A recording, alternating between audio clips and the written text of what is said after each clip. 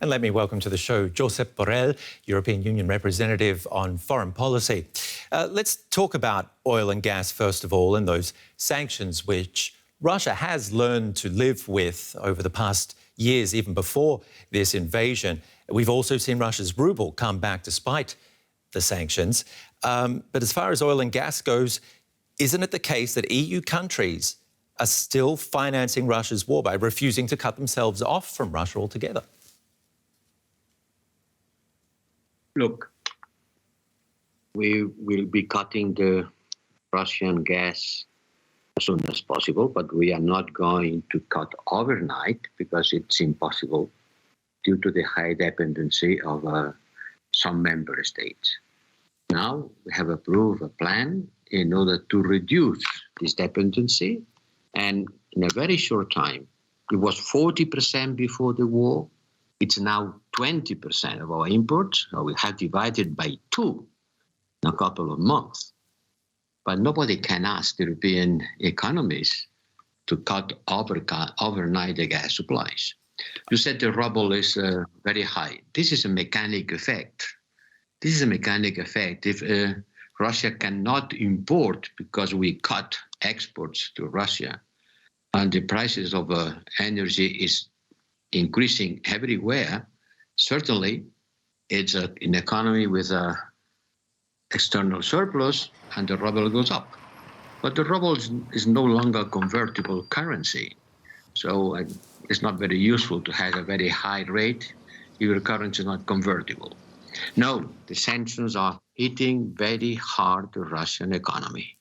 I can cite several examples. Car manufacturing, for example, 97%, almost 100% of the car production in Russia has stopped. 50% of the technological appliances. Russia is heavily depending on technological imports from Europe. 70% of the civilian fleet or Russian airplanes come from Europe, come from outside Russia. Can I butt in there? Because that doesn't change the fact that oil and gas are still Russia's cash cow and energy prices are surging. Russia is making a huge amount of money, which means it can afford this war. We've known about this war for half a year almost now. We've also known about the climate crisis for years, and yet we're still clinging to dirty fuels instead of renewables. Kind enough not to interrupt me, please? Would be sure. Kind enough to let me explain? Okay, sure. Thank you We've very only got much. 5 minutes, but we've got another 2 minutes left. I'll let you go. Okay, look, I told you, yes, certainly we'll continue paying for our gas. Have you looked at the graph of the price of oil? The price of oil started growing before the war.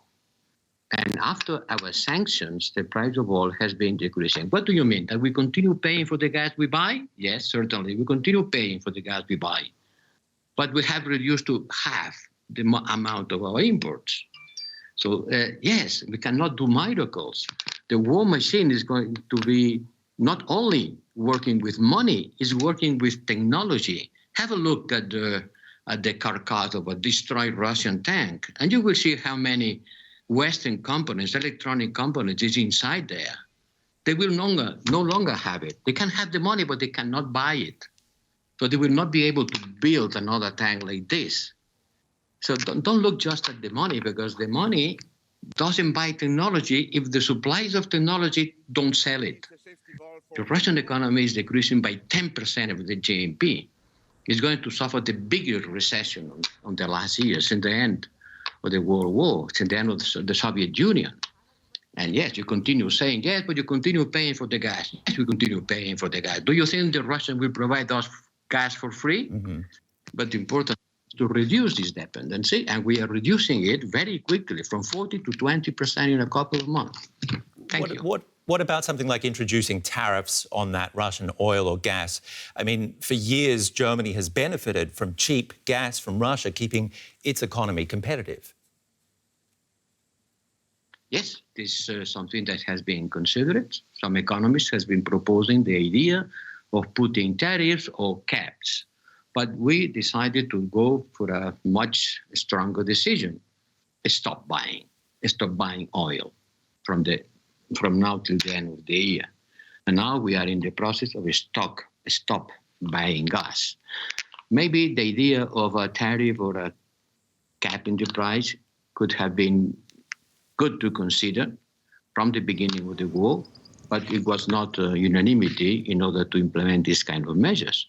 But what we are doing is maybe more important than putting a tariff. It's just forbidden to import.